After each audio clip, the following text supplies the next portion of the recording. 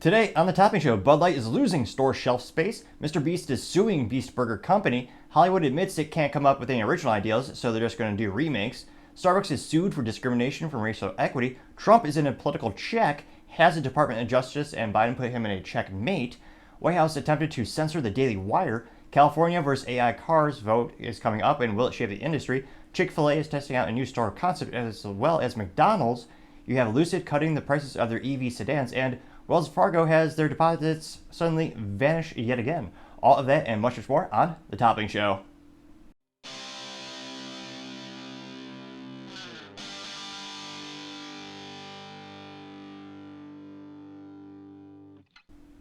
Thank you everyone for taking the time to tune in today. Today's episode of The Topping Show is sponsored by Topping Technologies.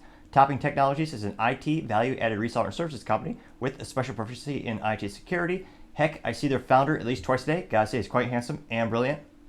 He's me, that's a joke. If you're an IT leader or a business owner and need a little assistance, you can reach the team at sales@toppingtechnologies.com. We're also trying to get to 3,000 subscribers by the end of August, so you can click that button and greatly appreciate it.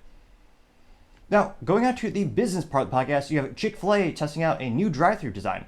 Now, it looks like they're testing out new designs in two unique capacities. Now, of course, both of these designs are also putting a huge emphasis on digital orders to go. In some of their locations, they're actually having more than 50% of all their sales come from people ordering via the apps, whether that be Uber Eats, Postmates, Favor, or just directly through Chick-fil-A. So it's a fascinating shift in terms of their customer base, and now they're actually having whole restaurants designed specifically for that in mind. And of course, when it comes to Chick-fil-A, they are perhaps best known for the efficiencies with their drive-through capabilities. And even rarer enough in fast food, they actually get your order right, which I'm surprised they haven't gotten a trophy for that in of itself. Now, it looks like they're going to open up a walk-up restaurant in New York City and a drive-through restaurant near Atlanta metropolitan area. Now, they're both going to feature cutting down on wait time attempts, and you have Chick-fil-A's executive director, Caleb Cooper, saying that the Atlanta store will feature a drive-through lanes, two of which will be dedicated to mobile order pickups. The companies will run over the customers actually will drive under it. And it's going to be fascinating. It's almost like a bank. I almost suspect, I don't think they'll use the same tech, but in terms of a delivery system, why not have little tubes when I know some banks still use this. I might be dating myself, but they have a tube system where the teller would put your money or your checks into a little canister the size of a tumbler, and it would be shot up through a tube and go all the way to you in your car when you're sitting there with the bank drive-thru. Now, why not use that same technology? Granted, you have to upsize it, maybe scale it 2x, so the size and dimensions are all twice as big as they normally are. But why not do that from a fast food perspective? They're already admitting that it's going to have an overhead conveyor belt connected to chutes running down the sides. So it sounds close. Why not go the whole 9 yards, making a shoot through the system? But maybe that goes too fast and the toppings, fall all over. It's haphazard, some might say, with the Chick-fil-A chicken sandwiches.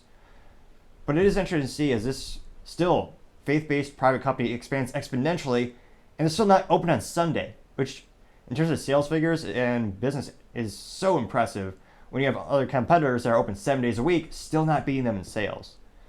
So it's fascinating to see one of the very few restaurants that's still privately held and faith-based expanding. How much will they be able to eclipse their competition, and will this make the lines that much more efficient and help drive their sales that much more? As I always say, time shall tell. Other interesting business news, you have McDonald's coming out with a new restaurant concept as well. Now, the spin-off is going to be called CocMcs, which is actually apparently from an old alien mascot that they used from the 80s and early 90s. Now, you're seeing this with a lot of fast food companies in particular where they're leaning full in to nostalgia. I can't help but notice many of their logos are actually reverting back to previous designs. And I suspect it's partially to do with maybe a perceived quality of the food better back in the day.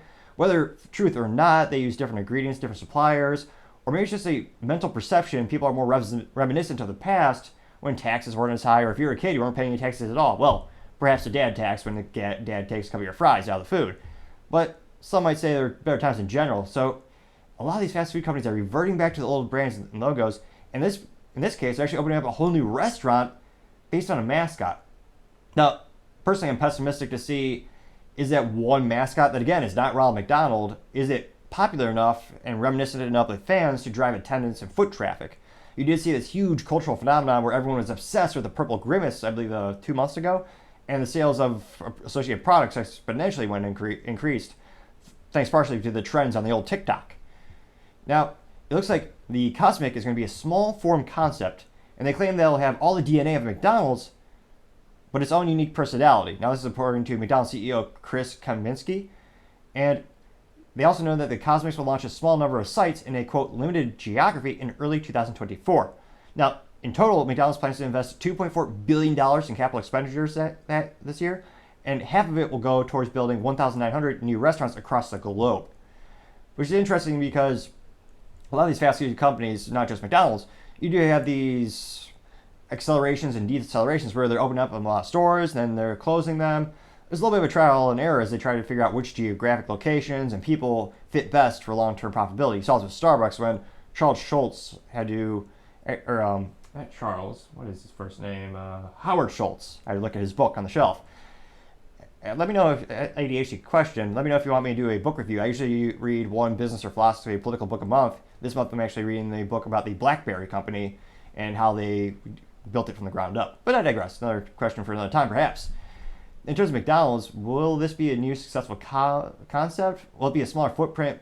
I would think they would try to focus more on web sales or app sales, because in terms of a restaurant capabilities and a return on investment, one of the most expensive things about most businesses, especially retail, is the real estate and actually square footage. So if you can shrink that square footage and make it more efficient, get better ROI out of it, it might be a more efficient and better long-term business plan. So it'll be interesting to see. Let me know in the comments, do you remember this CocMcs? And would you go to a store just to reminisce? It'll be interesting to see. Time shall tell. Other interesting business news, you have Lucid cutting the price on their EV sedans, which, in terms of business practices, that's not the best thing to do when you're perceived as a luxury brand. Now, granted, personally, I don't consider them luxurious just because if I had all the money in the world, well, I'd probably still keep my Honda Civic. I like that little thing. But I'd probably get a Porsche with a stick shift because they got 3 pedals, as all best cars always have. If you've never driven a stick shift, also known as a manual transmission, I highly recommend it. It's the most fun you could ever have. Now, that's my version of luxury. That's just me. Now, when it comes to Lucid, they're coming out as an EV luxury brand. Granted, I kind of thought Tesla was that because they're pretty expensive as it is, but these are even more expensive. I believe their cheapest car started at about $90,000, and the most expensive one is called the Lucid Air Sapphire, which, if that doesn't come with a sapphire watch or a gold ring, or a sapphire embedded ring, I'd be highly disappointed because of the price point for that car. Again, this is an EV, which is basically disposable, given the technologies we have at this current moment with the lithium-ion technologies. This is basically a disposable smartphone in terms of you're not going to keep this for 10 years. But I digress. I know I'm one of the few people who still look for a long-term ROI when I'm looking at things that I purchase. Now, the Lucid Air Sapphire, the starting price, again, starting, $249,000. That's $250,000 on a disposable car. I can't imagine who's buying that, but they're not discounting that. And again, that's their most premium high level. Now, being a bit of a gearhead myself, the most disappointing thing is these cars all look the same to the average user. Kind of the reason why the Chevy SS, when they imported it from Australia, it failed because the average user couldn't see it being more different than a Malibu. Now, personally, having a V8 with a stick shift, Brembo brakes, that's a great combination. I think the Chevy SS was highly underrated. If you had a better body, it had better aesthetics on the outside, it would have sold a lot more. They also didn't spend a dime in advertising. But the same issue is here with the Lucid.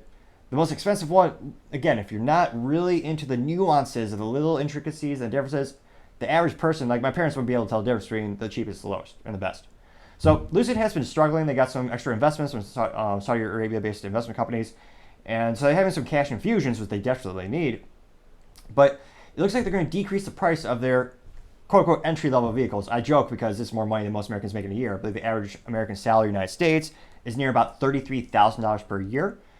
And also, for the people who complain about the 1%, and in terms of privilege, you should feel very fortunate to be in the United States and make $35,000 a year, because globally you are in the 1%, relatively speaking. Now, I'm not saying you're going to be, whining and dining and finding cigars, but always kind of gives you a good reminder of what you have. But I digress. In terms of Lucid pricing, they're decreasing the pricing of some of their entry-level vehicles. Now, it looks like they're reducing the price of their Air Pure, which has nothing to do with Febreze.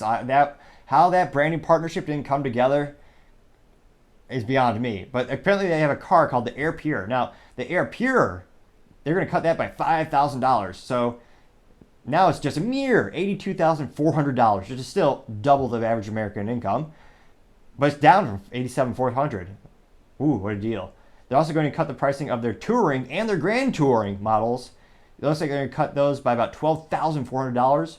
So the new prices for those two, respectively, is going to be $95,000 and $125,600, which, again, right now is a disposable vehicle. We will eventually, with all technologies, we'll eventually get to the point, I believe, where you have a new battery technology, where it's a long-term ROI. But even then, you're locked into the manufacturer like a smartphone. It's not going to be like a Toyota Corolla. It will last 1,000,000 miles and a quarter of a century. My parents still drive a 2001 Honda Accord. That thing is bulletproof because it's an inline 4-cylinder engine, and Honda has exceptional engineering, which personally is why I'm one of those folks who prefer a non-EV for my daily driver. But again, that's just my 3 cents. It used to be 2 cents, but with the 40-year hyperinflation, I got charged a little bit more. It should be 4 cents, but I'm a generous man. 3 cents it is. Now, going over to the culture part of the podcast, you have Bud Light being removed from store shelves and having their space reduced. Now, in terms of a business with physical products, this is one of, if not the worst things to possibly happen. One of my favorite shows I like to watch when I have time at the gym, or more accurately when I'm running at the gym, is Shark Tank. And many of them are very successful, doing really good. They have a lot of the sales on the e-commerce, and there is an allure where they want to be in storefronts. And for certain products, it makes sense, such as controlled substances, where you have alcohol. Depending on what state you live in, you may or may not be able to order it to your house or order it online. It is very state by state dependent. But on average, they usually flourish on a storefront. I know Drizzle app is growing exponentially, but averages here. And when it comes to certain products, you want to be on the store shelves. One of the most valuable spots on the planet, it's almost a joke in business, but the most valuable real estate is a Walmart shelf. Because companies would do anything to get there. It is life-changing. That's why Kevin O'Leary, one of the Shark Tank entrepreneurs, his life changed because of the learning software he developed. And the real spike, when you look at the hockey stick of his business, where you have consistent sales, and then all of a sudden you have a hockey stick where it increases exponentially, he got a contract with Walmart. And it's very, very straightforward in terms of your negotiations. You go there, say, hey, Walmart basically tells you, we need this product at this price point, say yes or no. And when you get your product on that shelf, on that real estate, it's invaluable. People spend their whole lives trying to get that one meeting with Walmart or one meeting with Target to get their product on that shelf. Because having the consumer walk by it is life-changing.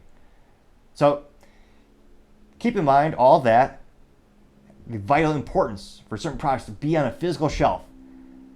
And now you have Bud Light, because of their business blunder starting April 1st, not a joke, in which, of course, we all know by now, they sent a free promo can with Dylan Mulvaney's face on it, who is a controversial because Dylan Mulvaney is a trans activist whose average audience on the TikTok is in their teens.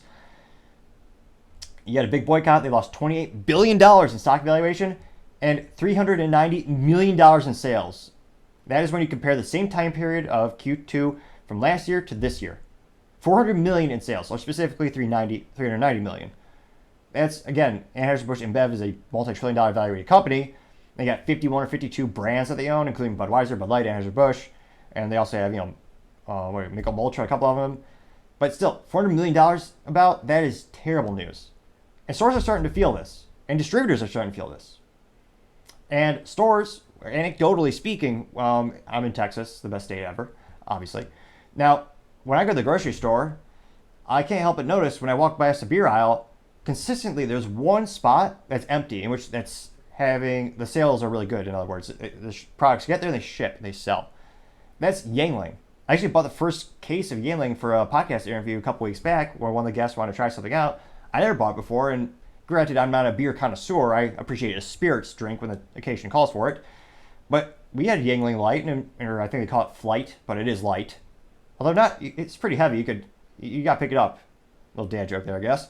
But it tastes pretty darn good. And again, I think I got the last case of the bottles. When I looked at the Anheuser-Busch InBev products, they were very much this top. I actually took a Sharpie. Some might say I'm a little bit of a rebel in my graffiti.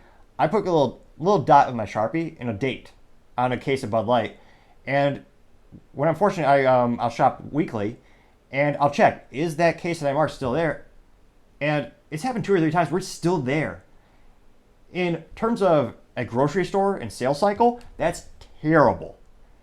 And because they are not moving the units, all these stores, again, grocery stores are cutthroat. They sometimes lose money on alcohol sales just to get people in the door. On traditional grocery stores, it's a 2% profit margin in terms of the industry. That's why there's no company having a startup to go in there. You have companies like Amazon with more money than they can fathom. They bought the boutique grocery store known as Whole Foods, which, again, is organic, more expensive, ideally more profit. But name me one startup in the past 20 years that's a grocery store. Every one we go to, Kroger is over, I believe, 90 years old. You got Walmart, same thing. Walmart, I believe, was 63 founded. Fry's on the West Coast, electronics store and grocery store, over 50 years ago as well. A lot of these stores are legacy. They've been around for a while. And they're starting to lose money on these products. So they are shrinking shelf space. And in some cases, they're getting rid of Bud Light completely because they're not making money on it. And also, it's not the loss leader it once was. Even if they were losing money on the product, in terms of they sell it for $10, but it costs them $11, they put it at the back of the store, similar to milk. In most stores, they'll lose money on a gallon of milk, but they put it at the very back of the store, so you're forced to go to the store and you go to the very back, walking by more profitable items throughout the aisle. That's kind of the design of Grocery Store 101. It's called a loss leader. Now, if they're not going to the store because you product, the whole justification for having the product just vanishes.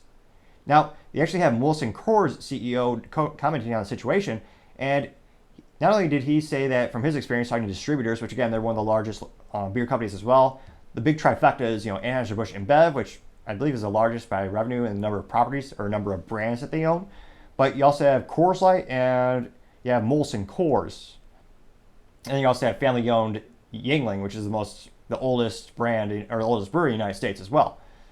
Now, the Molson Coors noted that, again, Bud Light sales, again, are down about 30%, which, again, is hugely detrimental. Now, when asked for comment, Molson Coors said, no, in bars and other on-premise channels, the company has gained more than 12,000 tap handles in this quarter. So, Molson Coors, and again, a tap handle, you have a finite number of taps when you go to a bar. They only have so many taps at the bar, so they have to choose what kegs they buy to actually put into the taps. And a Bud Light is failing. You have the Molson Coors CEO say they got 10,000 additional ones. It might not be a one-to-one in terms of they're only displacing Bud Light, but that's a huge exponential increase. Now, when asked for comment in terms of what they're going to do from a business model, Molson Coors CEO also said they're planning to spend another $100 million on marketing on the second half of this year to keep up that sales momentum. And he said that our job is to maintain those gains that we've got. This is from the CEO of Molson Coors, Hatcherley. Now, in terms of advertising, Molson Coors, a lot of people, in terms of the politics of beer, which again, as growing up, I never thought that would be a thing, but Molson Coors is being perceived much more as an apolitical or more conservative beer. From my personal perspective, I find it abhorrent that they actually had a marketing campaign in which they encouraged people to buy old cardboard materials and signs that had, the typical sexy women with a beer. You would mail it to them and they would ground it up and turn it into mulch, and they would give it to female brewers to use as mulch to grow hops. They had like a hops exchange program. And as you can see behind me, I love business history. That's part of the reason I started this channel. Also, if you have a family video sign, I'll buy it. I really want to find one. I've been looking for like 4 years now. But it's one of those things where I find advertising especially a fascinating historical note and business note because it does change so fluidly with our culture. What was accessible yesterday and what used to sell a product yesterday turns into something that can be detrimental to the brand, or in some cases, it can get the brand quote-unquote canceled or boycotted.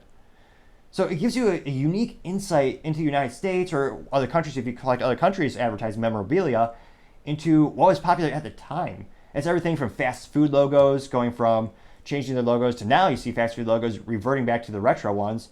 And there's a lot of speculation on why they're doing that. Maybe its quality was better back then, but Miller Lite thought, oh yeah, let's destroy all the sexy standees and the sexy posters. Because they wanted to pretend to be a feminist brand. And they had a silly part of the advertising commercial where they said like, oh yeah, women were around when they first made beer. They said women were among the first people to make beer.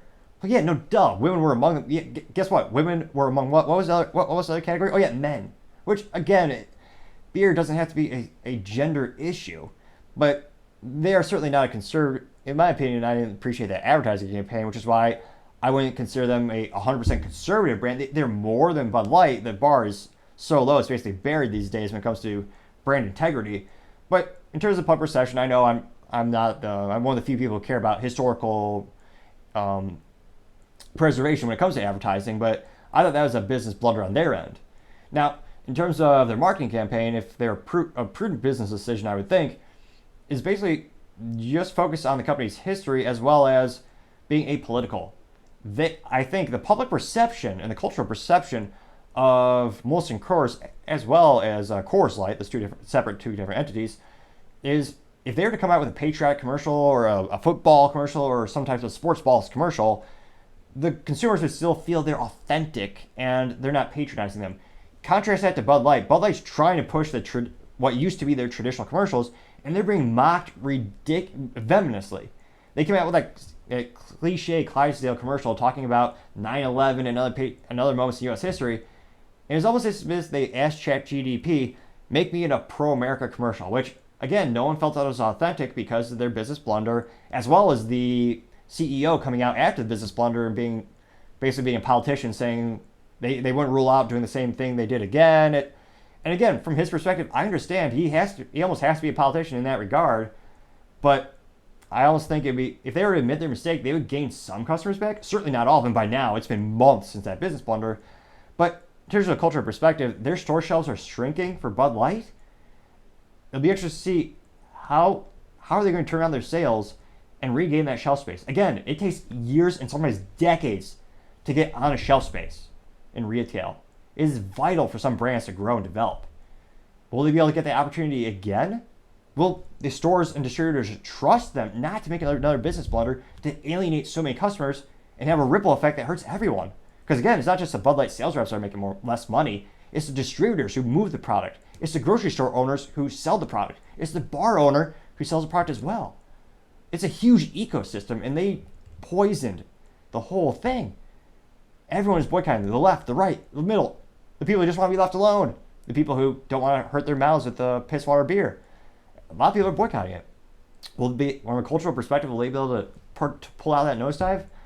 I'm a little pessimistic. At this point, I'd still say the cliche Magic 8 Ball would say for Bud Light, outlook is not so good. Other interesting cultural news, you have Mr. Beast suing Beast Burger, or rather, more accurately, the white labeler behind it, and he wants to shut them down. Now, this is a white label company. When it comes to business and what a white label is, it's an instance where the brand isn't really making the product. So they're basically licensing Mr. Beast's brand, and a separate company is making it. Mr. Beast doesn't have a Beast Burger company that he himself makes. It's very much a traditional white label. So you have a company, or in this case, a company with many, many restaurants. They're making the product. They slap on the other label, the brand label of Mr. Beast, and it's known as white labeling. And some people, again, it's not a pejorative thing. Some people might think it's not authentic. There are a lot of businesses that do it. Actually, BlackBerry back in the day, that's how they got started, was these OEM contracts or original equipment manufacturer contracts. But I digress. Getting back to this situation, it turns out that Mr. Beast, again, most viral YouTuber in history, billions of views. Billions, I got so many billions, everyone has to see me. I give away the wealth everywhere, the burgers, the chocolate. It's one of those things where there's a little silver lining to everything in life and a little comical relief. And some might argue every politician contributes something, even if it's just mild entertainment, but I digress. Now, this comes as people are actually coming to see the food from these Beast Burgers as, quote, inedible, quote, revolting. And yeah, Jimmy Donaldson, who's the real name of Mr. Beast, he's advertising the hell out of this. And it makes sense. It's his brand. He wants to, get the word out there. But it looks like things are going pretty sour, or in this case, pretty raw as the beef they presumably serve. Now, he filed a lawsuit in New York Court District last Monday, accusing the company known as Virtual Dining Concepts. Now, that's the company that's actually making the products and executing this initiative and putting his label on top of it. Now, he's suing them on the grounds that they're damaging his reputation by selling undercooked hamburgers and cold fries. And he has his name on it. So, of course, in terms of his brand being tarnished, again, I'm not a judge. I have better hair than them. Although maybe I did have that George Washington hair. I should have brought it back for this. Let me know if you want to see more costumes, but I digress. But it's one of those issues where his brand is certainly being tarnished because the perception, a lot of people don't know that the company Virtual Dining Concepts is the one behind this. They thought Jimmy and his team was doing it. A downside of a white label situation, sometimes an upside if they do a good job. But it looks like, in terms of the suit, it says that Virtual Dining Concepts has repeatedly damaged his reputation by not ensuring all burger quality and times serving up raw food. And interestingly enough, it also claims that Donaldson has yet to receive a dime from the venture, which is probably why he's suing as well. Again, this is someone who's worth more copious amounts of money than I can possibly fathom. These burgers are also, geographically priced. In some areas, there's as much as $10 while still being rated a 2 out of 5, which again, I know mass scores in the United States are all-time low. Well, let's just say 2 out of 5 is not such a good rating. Now, interestingly enough, as he's trying to file this lawsuit, they get back into the numbers, and it looks like a great example of people who, again, I'm not talking about Jimmy, I'm talking about, it seems like when I talk to people about business, there's a big disconnect between what is revenue and what is the actual profit of a company. Now, going down into the depths of this, you're looking at all these documents, and I'm trying to bringing up the actual statistics and these burgers. These pictures are quite horrific. The past most disgusting things I've ever seen. Now, in terms of the numbers, it looks like last July, so that was 2 years into the venture, Donaldson bragged that they had made an astonishing amount of money, in fact, more than $100 million in revenue. AKA, that's $100 million coming into their business before they take into account all of the costs associated with the business. Now, it looks like the firm started with 300 locations in the U.S., but then expanded to 1,000 across North America. And in January, the cash earnings and the operations stood at $150 million. Now, the downside is when they account for the 30% fee paid to the actual locations who make them, as well as the cost of the ingredients, the shipping, the packaging, the storage, and other expenses, the net profit is only around $30 million. Now, again, that's still a great amount of money, but relative to $150 million, not as profitable as one might think. And interestingly enough, that amount of money is supposed to be split between Jimmy, aka Mr. Beast, and Virtual Dining Concepts, but hasn't been split yet. So I suspect that part of the reason he's suing is to get his actual money that he's actually entitled to, because he's lending them his brand, his most valuable thing about him, similar to the Dallas Cowboys. They haven't won a game since the floppy disk was popular, I believe. Which again, if you're, I might be aging myself, when you look at just saving a document in Microsoft Word, if you see the top, there's a little icon up there, that's a floppy disk. So it's not just a save icon, it was actual media that you slip into the computer and save on it. But I digress. The Dallas Cowboys are $4+ billion valuation because they license their brand. So if you pay them a couple $100,000, you can be the official dentist of the Cowboys or what have you. And you can slap the logo on your building and your sales won't increase because of that perceived brand association. Licensing is a huge industry in and of itself. And again, it's one of the most important things about it. In this case, he's lending out what is the most valuable YouTube channel in history to this restaurant company, and they're certainly not doing their due diligence and actually executing properly. So again, looking at the facts, again, I'm no legal scholar, but with all the information I have at hand at the moment, it certainly seems like he has a case, and I don't know what the pushback is going to be from this company or how they're going to overcome it in terms of the court situation. But as I always say, time shall tell. Other interesting cultural news, you have Hollywood finally admitting they can't think of anything new, so they're just going to do remakes from now on. Now, I've had this joke for years, especially about Disney, where if you look at the quality of a Disney film past, 10 years, I would say, it's basically a copy of a copy of a copy of a copy. A fun little home experiment is if you photocopy a picture, and you take a photo, then you photocopy that picture, and you photocopy that picture, the actual quality of the picture degrades time and time again, which is a perfect metaphor for most Disney films. They just remake them and just make it worse and worse and worse. And Disney is by no means alone. You have, I believe, Paramount Pictures owns, or no, Universal Studios. they own the rights to Fast and Furious, which, again, if you're a gearhead, probably annoys the hell out of you because or actually if you have a modicum of intelligence, just because there's no logic. Or if you forget about logic, physics, and maybe if you had a Bud Light and your brain just melts, you can enjoy the film. You just can't think. What started off as amateur street racers stealing VCRs and tube TVs, which is hilarious to think the series is that old. That there was a time those were premium products in America that people really wanted. It was a VCR, and especially the VCR built in the TV, the little small combo that's about that big, also that deep in terms of the size. It's a cubic cube. But it used to be, again, there's a whole controversy about the intake manifold blowing up in the first film in the eclipse and then the car still magically working. But there was still a semblance of logic in the original films, I would argue. And then they just became a copy-paste of again and again and again, and got to the point where I could write a Fast and Furious fun experiment. We could write a Fast and Furious movie right now. Let's write a script. Copy-paste from the last film. You have a couple cool cars, usually sponsored by Dodge, or Stellantis, which owns Dodge. You have a cool Nissan GTR with what used to be Paul Walker, which is cool. Got the Dodge Challenger, Din Diesel. And nowadays, it's so ridiculous. You have some type of super bad guy. You have the main heroes of the film are able to somehow execute skill sets they've never had before, like hacking, also competitive fighting. Remember, they're street racers, but now they can do it. Now, street racing means you can now have all these magical capabilities. But what else do we need to insert? So we have a cliche bad guy who doesn't really have much intelligence or motive besides being bad.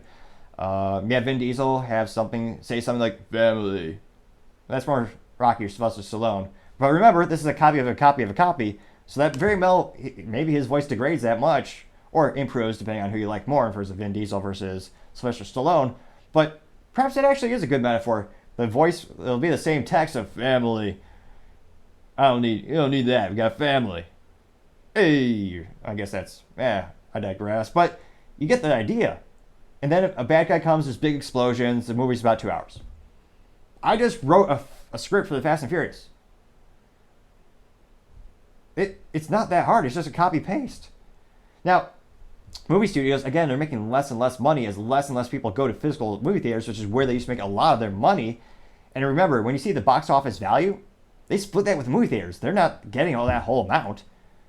So it's one of those issues where they're making more money every year in terms of, on average, there are outliers that make $1 billion, which is why they make the Fast and Furious movies still. But they're making less money on average. Streaming is a huge competition vector for them. And to take a risk in terms of making a new idea, it might fail. So they decided, we're not going to take a risk anymore. We're just going to do things we already have done because we think it'll make money. Disney has shown it will not on average. Disney's lost about $1 trillion on films past couple of years.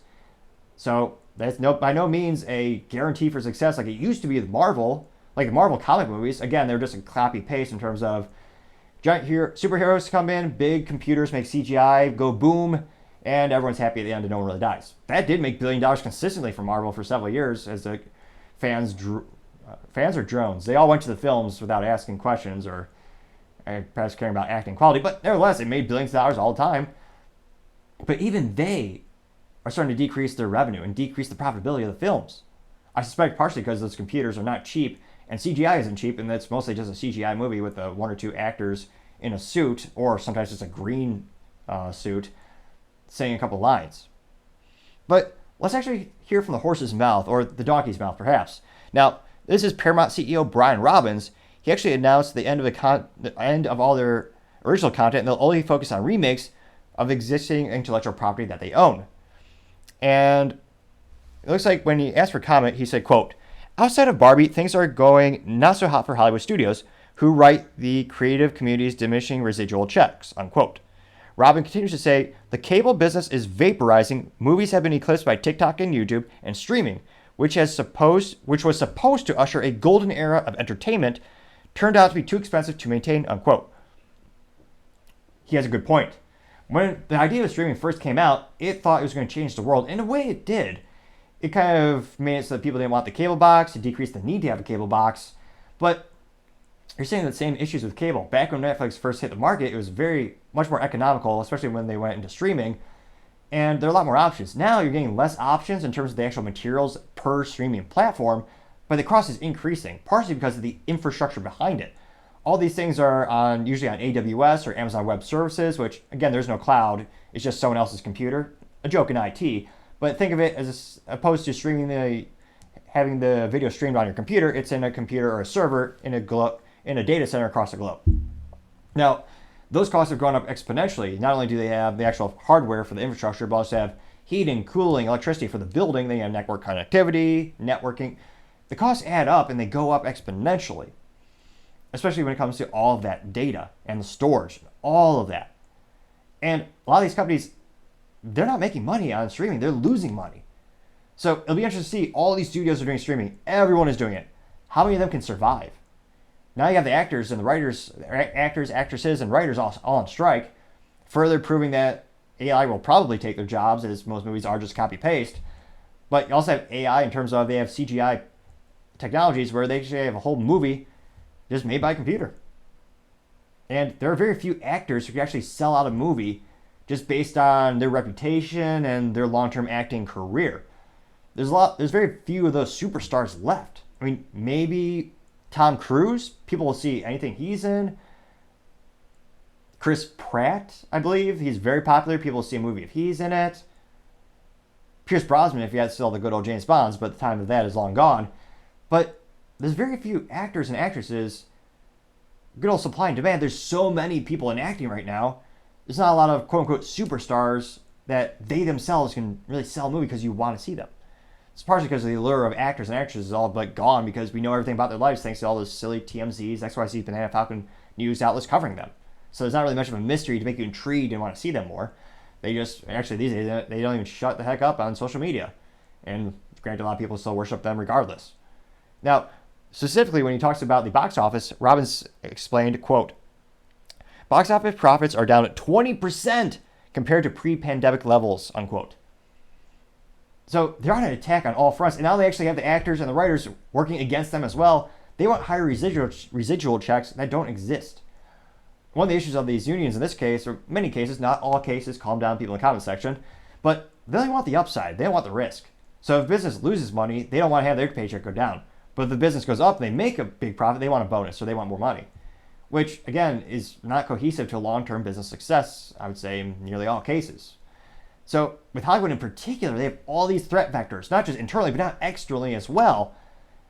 I can't help but think this is going to accelerate dramatically their shift to embracing artificial intelligence and more CGI, creating content for them.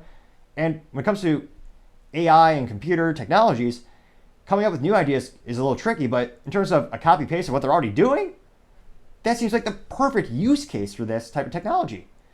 So we'll see how quickly they adopt it, but I can't help but think this is the writing on the wall, which is perhaps a lot more creative and original and legible than the writing from the previous writers. Moderate, pun, or burn? That's for you to decide. Other fascinating cultural news, you have Starbucks being sued for discrimination, again, for racial equity policies that were recently rolled out. Now, this is also coming off the news of a recent lawsuit where they fired a manager by the name of Shannon Phillips. Now, they fired her basically for being white. It was a situation in which you had two African-American gentlemen walk into a Starbucks store. They weren't buying anything. And I believe they wanted to use the bathroom as well, which in terms of social and cultural acceptance is ridiculous. If you don't buy anything, you don't deserve the bathroom. It's not their job to be a public facility. That's why a common courtesy, my dad told me when I was a kid, if we were on a road trip and even if the car didn't need gas, we would buy some type of drink or beverage from a gas station, convenience store, because sometimes even if it's just owned by a mom and pop or a company or a franchise, whoever owns it, they still deserve compensation for you utilizing their facilities. It's a common courtesy. You help each other out in terms of supporting the business, and they're providing a service. Now, in this case, they claim that they were waiting for a meeting, and it got pretty heated. They had to call the police because they wanted to kick him out. And of course, it was perceived as racism, because nowadays, it's just, our founding fathers to be spinning in their graves, everyone is talking all about racism. Ridiculous. Beyond all belief. I find it abhorrent. I'm one of those folks where when my family came to the United States from Cuba, it's one of those things where we always just like founding fathers, judge a person by a man's merit, by his actual actions, not where he came from. What are his morals, values, and actions? But I digress. In this case, Starbucks freaked out. The CEO actually shut down the stores for a sensitivity diversity training day.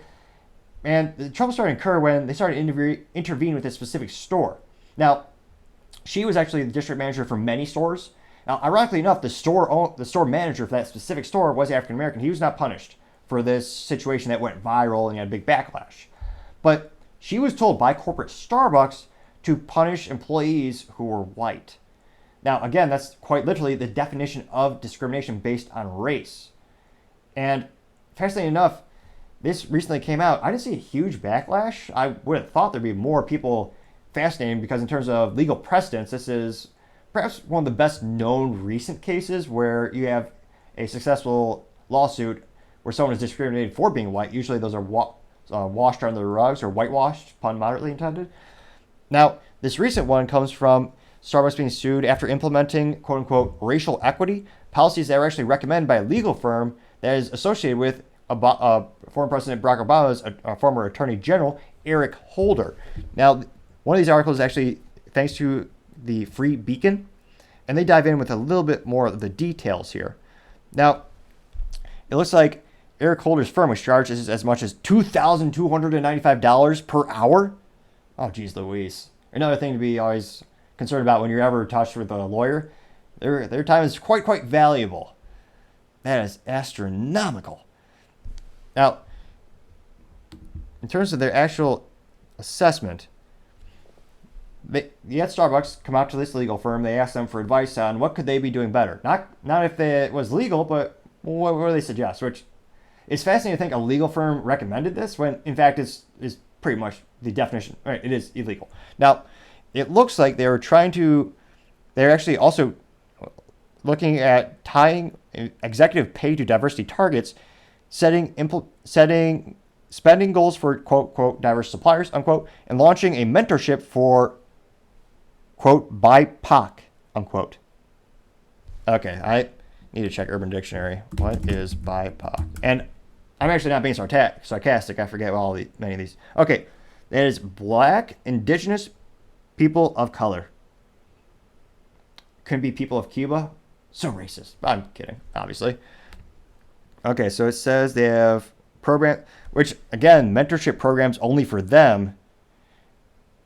That's racist in it because you can't exclude. They're excluding multiple races and multiple people from having the opportunity to apply for that scholarship. Now it looks like they're having a couple of these lawsuits come up against them. And interestingly enough, this is pretty widespread, and I think we're going to see more and more of these cases boiling to the surface. Now, they say that through its, quote, racial equity audit, quote, unquote, practice, the firm actually continued rubber stamping race-based initiatives for its clients, including BlackRock, Citigroup, and Verizon. So this legal firm with Eric Holder has had perhaps some of the most successful, prestigious companies in the world hire them as well. And it'll be interesting to see, are they going to be sued as well? Now, granted, they also have more money than you can possibly fathom, so you could certainly pay off and sell outside of court. So, fiscally speaking, this is not going to have a dent on any of these companies, just to be forthcoming. In terms of why I'm fascinated with is, will it be a cultural shift from a consumer perspective where some consumers are being frustrated or they feel alienated because these are coming to the surface? And a lot of these programs, many of them are illegal. And you actually have with BlackRock, they had minority-only scholarships at BlackRock, and they actually had a bonus scheme linking executive pay to diversity targets at Verizon. And again, diversity is great. Diversity of opinion is even greater. And it's one of those things where you're also excluding people based on the race by de facto. So that's where, when you look at the cultural perspective in the lawsuits, that's what they're going to be arguing, is that you're discriminating other races and you're excluding them from this, and they do not have an equal opportunity to these programs, to these scholarships, to these types of positions. And we'll see. Well, let me know in the comments, do you think their revenue is going to go down? Are people going to start boycotting them? I mean, most of these companies are already doing it.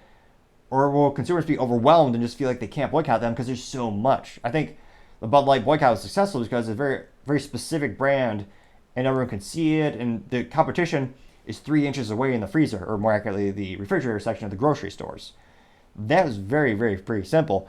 Some of these larger companies, depending on where you, like Verizon, for example, depending on where you live, that may only be the only telecom provider or internet provider for your family, because some of those companies, especially telecom internet companies, they divide them by geography. Some might say that it's anti-competitive or more like a gang because they're agreeing not to compete, but another topic for another time, perhaps. Now, going over to the political part of the podcast, you have Trump has the Department of Justice and the Biden administration put him in check on the chessboard, or is it checkmate? Now, Trump has many issues in terms of the presidential nomination. He is beating pretty much everyone in the primaries by every metric and every poll I evaluate. When it comes to him against DeSantis, you have Vivek Ramaswamy, you have Mike Pence pretending to be running, I believe. You have many people in the primaries, but the gap, the last poll was 37 points ahead. So Trump was 37 points ahead of DeSantis, and DeSantis was the closest to him. So for all intents and purposes, with the data we have right now, most likely he will be the Republican nominee. Now, the downside, obviously, or not obviously, depending on how much you tune into politics, he has a couple indictments against him, quite a few. Now, specifically, he is facing 78 felony charges across 3 criminal cases. Now, if he is convicted, according to Politico, the maximum charge for each of these, he could face 641 years in prison. And believe it or not, he would not have his access to his copious amounts of McDonald's and, I believe, Diet Coke. Although that makes him maybe invincible because of the preservatives, but I digress. That's quite a long time, and he is more elderly. That is basically a life sentence. Now, it looks like apparently none of these charges against him actually currently have a minimum requirement, interestingly enough. And he also has no criminal record historically. He has settled a lot outside of court, but right now, legally speaking, he has a pretty clean criminal record. And when you look at charges, when anyone goes to court, the judges on average are more lenient if they do not have a criminal background. Many people say he has abhorrent actions, opinions, but from a criminal perspective, he's pretty much clean in that regard. Now, in terms of this topic, I can't help but hear a Banana Republic, not the cliched clothing company that 12 people still shop at, but both on the left and the right, we hear this term every once in a while. So I thought it might be helpful to define it, because in terms of my evaluation and my consumption of other different medias, no one's really taken the time to define it. So again, this is according to the Encyclopedia Britannica, although unfortunately I don't even think they make physical encyclopedias anymore, but I digress. According to Britannica, a banana republic is a political and economical unstable country with an economy dependent solely on the export of natural resources. The term originated in 1904 to describe Honduras and Costa Rica under the economic exploitation of U.S. corporations such as the United Fruit Company. That's unquote, that's the definition. Now, there's also a lot of negative connotations, such as putting your political opponents in jail. And a lot of people are drawing these parallels and using this metaphor more and more. Culturally speaking, it's fascinating to see what are the common things that come up in terms of metaphors, and some of them are really hot, but some are reoccurring. They just flashbang, but I digress. Now, it looks like in terms of historically, never in the United States have you had a current president and the Department of Justice go after the political enemy. Well, actually, no, once before. That was back in 2016 with Obama and Trump and the whole Russiagate and the files that turned out to be, everyone's calling them Russian Catspaw, and they illegally spied on him. But, of course, it turned out to be bogus. But that didn't stop the narrative being painted, of course. Now, given all this data, no matter what, he's going to have to spend a copious amount of time in multiple states. He's going to have to go to New York, Georgia. A couple of these lawsuits, a couple of these cases, they require him to physically be in these areas for the court proceedings. Now, not only that, fiscally speaking, going to court is never cheap. As we talked about earlier with the Starbucks, where Starbucks hired the attorneys to, ironically, help them with their equity, but now they're getting sued because of it. As Eric Holder's legal firm, Obama's former attorney general, they're charging about, I think, $2,500 or right under $2,500 per hour. So legal fees are never cheap. So you have Trump, not only geographically, he's locked in to these courts. He can't not show. It might be highly entertaining to not show up to these court proceedings. I don't recommend that. But instead of being on the campaign trail and going to every presidential election, left or right, center, the politicians who are running, they need to spend time in swing states. There are certain states where I would laugh if Trump spent 1 minute in the state of Illinois. They voted Democrat for decades. Or if Trump spent 1 minute in Montana, which historically is a very red state. The return on investment just isn't there. You're not going to flip those states. They're going to vote the way they are regardless. So when it comes to campaigning, physical campaigning, they go to the flip states or the purple states, the states where, historically speaking, they go back and forth. You look at states like Iowa, you have Ohio. They go back and forth quite a bit. That's where you need to have the greatest impact and win those independent voters. If you're locked in these court proceedings, he can't go there. And Trump, I would say, one of his positives in terms of his campaigning is he is good at getting a crowd excited to vote for him. He is extremely bombastic, energetic. A lot of people compare him to a stand-up comedian. He is good with crowds. He's great with crowd work and interacting with people. A lot of people, independent reporters, they know that he actually stays after a rally and speaks individually with the people, as opposed to other politicians who just quickly acquiesce to their limousine, as almost as if they detest the people who vote for them and they want to get back to their palaces. But I digress. Trump has a reputation for hanging out with the people, being a man of the people. Many people who like him perceive him as that. If he wants to win independent voters, he needs to get in front of them physically. And this is something where I also compare to like a sales role, like my IT company. I always joke half the battle is showing up because a lot of people just don't show up. Showing up to a meeting physically or even just doing a drop-off or prospecting, knocking on doors, showing up physically makes a big difference. So Trump is locked into, he can't get out of these right now. Even if you think he's innocent, he has to go to these court proceedings. So he's going to have to spend all these times in all these states. That's times he's not in those swing states, not campaigning. Not only that, physically speaking, when you're donating to his campaign, he's using that money to defend himself.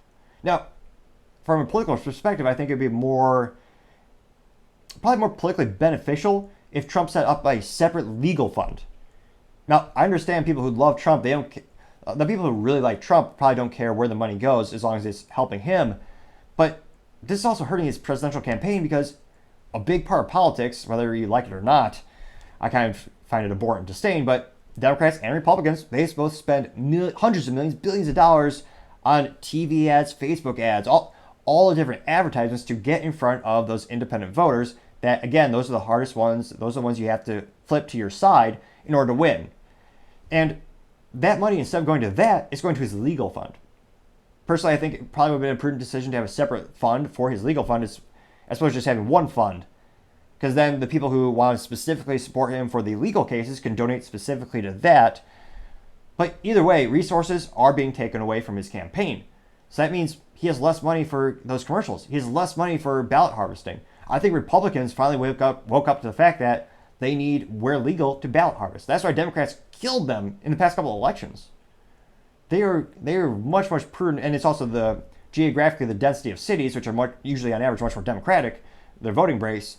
They can go and they knock on one apartment complex and get hundreds of people registered to vote and help them with mail-in votes. It's a disadvantage for Republicans. But they figured out, hey, I always tell them they should have thought of it like taxes. You have to play with the rules you have at hand. Don't. Republicans are great at whining and complaining. Oh, we lost. Yeah, win. Here's the rules right here. Use the rules to your advantage. Win. Don't whine and complain that the other guy did something you didn't do when you both have the same set of rules. Now, granted, independents have a disadvantage because they have a separate set of rules, which I have a disdain for since many of my beliefs are more independent, but I digress. Another topic for another time. So Trump has a lot of things going against him at the moment. Now, he's locked in his finances. They're being attacked because, again, he has to pay to defend himself in these court proceedings. And geographically, he's locked into those locations. So those are two big negative things against him. And perhaps one of the worst things for him right now is the media and the attention. Usually, not on average, when we have election campaigns, usually it's a referendum. Whoever the referendum is against or the focus is on, that's usually who's going to lose. I mean, Trump loves talking about himself, and the media loves him partially because they get a lot of clicks from it. And there's a lot of incentive there. And Democrats, they love it because it helped them, I believe, win the past two. You had the midterms and the 2020 election. The focus is all on Trump. Republicans, I think right now, if they want to have a chance of winning, they need to focus every campaign commercial on Biden's fiscal policies, talk about inflation, talk about the jobs that are precipitously drying up, talk about the economy, talk about crime, things that people have a vested interest in their communities as well. Those topics are very viral in terms of politically getting people active into the voting booth. Again, the United States has a pretty low turnout for voters. Kind of embarrassing to say, consider it's one of the few benefits you have when you pay taxes, you go and vote. And I would also argue it's a bedrock of our society, but I digress. You have those issues going up against him as well. So now, with all these indictments, all these charges, all the media is focused on Trump. It's helping him in terms of the primary. You see that gap between him and DeSantis is getting more and more and more. DeSantis, they need to inject some energy into that campaign. He's fired 1/3 of his campaign teammates, which I think he needs to get rid of some of those advisors, because he started from a governor position. He was very successful. He went from winning by 1% to about 20% margin of vote. That's a big margin of victory change. No one's done that I know of. So the Republican Party could certainly learn a thing or two about from his last strategies, but they're not translating to his presidential aspirations. So when it comes to these indictments and all these charges, Republicans are rallying support around Trump because they are pointing out the double standards. So you have Hillary Clinton with her email servers. She wiped them, and the reason the Department of Justice did not charge her is because she was running for president, and they thought it'd be unbecoming in the United States, and they didn't want to have influence on the election. I don't know if it's ironic, but it is quite disgusting that it seems the same exact charge is now against Trump. That is one of the things he's been accused of as well. So you have an issue where there's a clear double standard, and there's a visceral reaction by many people on the right to want to support Trump because it does not feel fair, which is helping him in the primary. Now the question is that going to help might that be a strategy by the Democrats to help them in the general election?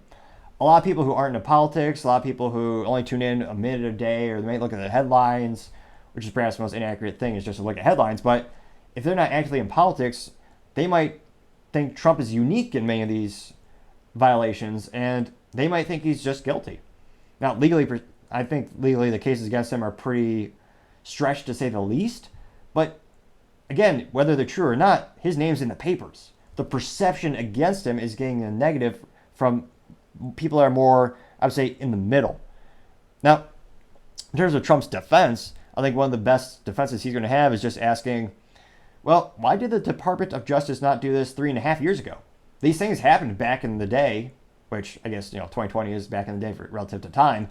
But why did they wait till now? Because from a strategic political perspective, it's certainly advantageous for this to be happening right now, because from what I can tell, it is going to help Democrats in the midterms.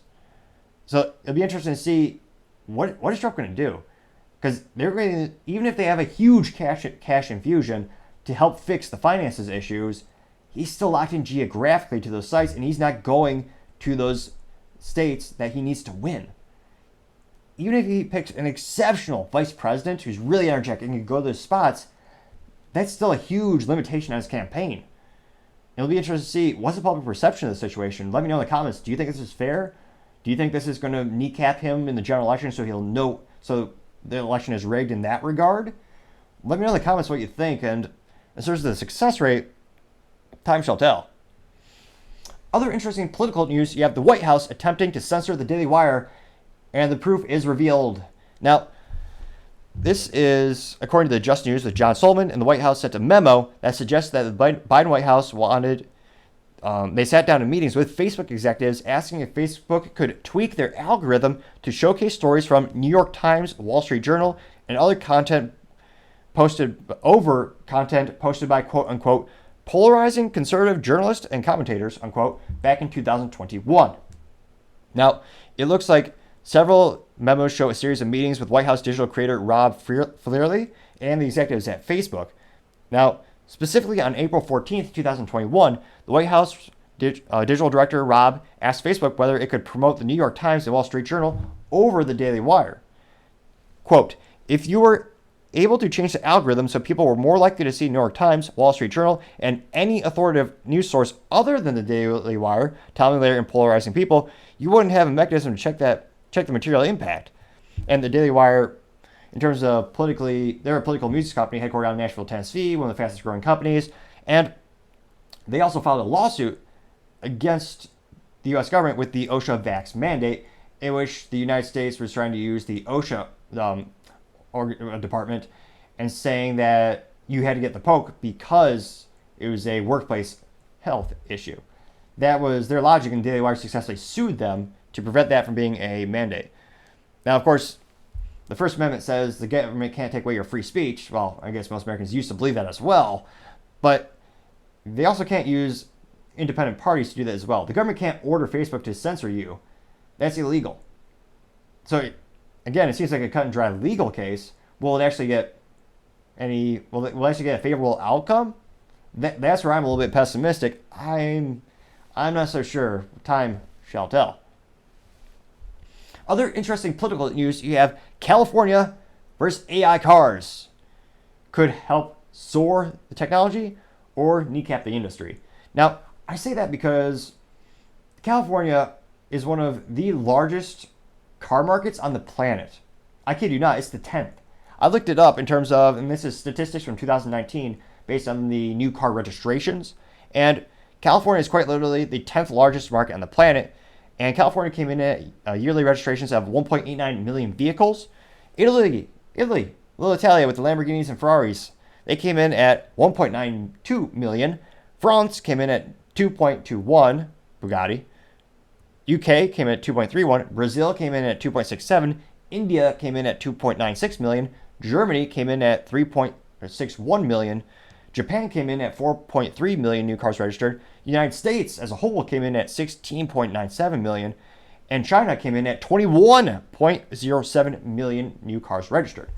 So, as I clearly just said, it's a huge economy for new vehicles. That's why, also culturally, it's a fascinating thing where you see a lot of things passed politically and culturally. You'll see a trend in Canada leak down, or in fact, depending on your political belief, to California, and then it'll go to the next to the United States. It's something that it's been, I was going to say, is a quite accurate theme that happens. It's happened several times. Now, it looks like a California state board is set to vote on August 10th on whether to allow tech companies, specifically Waymo and Cruise, to launch a massive expansion of driverless taxi fleets in San Francisco. So while it sounds somewhat isolated geographically, it's a pretty big deal for the technology long term. Now, the vote is scheduled by the California Public Utilities Commission, CPUC. Not the best out. Yeah, I would say C- for marketing there. Yeah, not so attractive. And it's shaping up to be a referendum on an array of issues related to technology, including the politics of artificial intelligence and human workforce that will be affected by the technology's rapid deployment. So the vote is going to come by next week, and it looks like the vote is coming to a board of 5 folks. So pretty small margin of error. If 1 or 2 flip, you're going to either get what you want or not. Now, if the commission agrees, a lot of people who are concerned about this, they claim that hundreds of self-driving taxis could be available for hire for everyone to the general public, which would displace some of the jobs in San Francisco. Now, I'm actually astonished to hear that there are still some jobs in San Francisco in and of itself, as more people have left there, more businesses have left there than I can possibly count. And I'm only moderately joking. It's quite true, as California has lost more businesses than any other state. I wonder what... No, I'm just kidding. We all know why. But this would be a huge pivotal moment, because if California allows this, you're going to have more and more states follow suit. And the industry of AI, autonomous driving vehicles, that's going to explode. Because one of the things that's limiting it right now is, depending on where you are geographically, it's not legal, so it can't happen yet. And you're going to have the cultural shift of Americans, will they shift their perception to want this technology, which, of course, then they could thereby actually reach out to the political leaders, and they can actually tell them whether they want to vote yay or nay on these upcoming issues. But it also shows the importance of politics when it comes to certain businesses, as politics is interwoven with many of them indeed. Now, fascinating enough, it looks like GM actually owns Cruise, and they've lost $611 million in Q2 alone. But I'm not too surprised. GM is quite adamant, or quite proficient at losing copious amounts of money, as well as killing dreams, as they took away the 3 pedals from the Corvette. And it is automatic, and now soon to be an EV, which the best Corvette ever is a Corvette with 3 pedals, also known as a manual transmission. The last generation Corvette Literally 19 to 23% of all the vehicles sold in that generation, again, varies on the year, they're all stick shifts with 3 pedals and main transmission. Good old American muscle, killed for a joyless, emotionless EV. A little part of me died inside, not gonna lie. But it'll be interesting to see politically which way will the vote go. We'll find out next week, or rather in a couple days, more accurately. But time shall tell. Now, going on to the business blunder of the day. You have Wells Fargo with their deposits. It's just vanishing again. Now, this is actually the second time this year, and Wells Fargo, they acknowledge that the deposits are, quote, not showing up in customers' accounts. It actually, in an email statement last Friday morning, the Wells Fargo representative said that the issue was affected a, quote, limited number of customers, unquote, which is a very much a political statement because, yeah, that how do you define limited? Is that 12 customers or is that 50,000 customers? Because again, they're a large bank. They have millions of customers. Regardless, it's going to hurt if you're one of those customers. You're not going to care of how many were affected. You're going to care that you were affected. And this is one of the most nerve-wracking things, not being able to access your funds if you're trying to buy groceries, to get gasoline. That's got to be pretty hectic and pretty anxiety levels got to be through the roof in those situations. Now, they also noted that, quote, the vast majority, unquote, of instances will soon be resolved, while, quote, few remaining instances, quote, would be resolved soon as well. Now, it turns out the issue that the last time this happened over in March of 2023, that turned out to be an IT issue. Although it's cliche to say, don't blame the network. Funny IT joke if you're in the industry. Now, it'll be interesting to see, do customers start to move away from this? Because this bank also has a couple moral issues as well in terms of the business practices. They actually have a reoccurring theme where the bank reports phony bank statements and the company has actually paid billions in fines, and they've actually cycled through 2 CEOs since that incident was first reported back in 2011. So they don't have the best track record in that regard.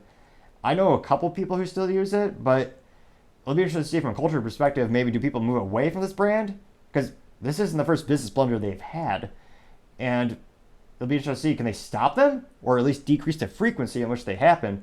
And again, hopefully these folks are able to access their capital as soon as possible so they can buy all the things they need. But we shall see. In terms of messing up, that is certainly the business blunder of the day. Thank you everyone for taking the time to tune in. Again, we're trying to get to 3,000 subscribers by the end of August, so I greatly appreciate you taking the time to click that button. Also, if you take the time to like and comment, that helps us grow and develop as well. Really appreciate the feedback that I'm getting.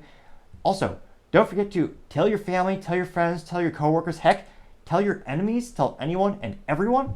Just stay safe and fight the good fight.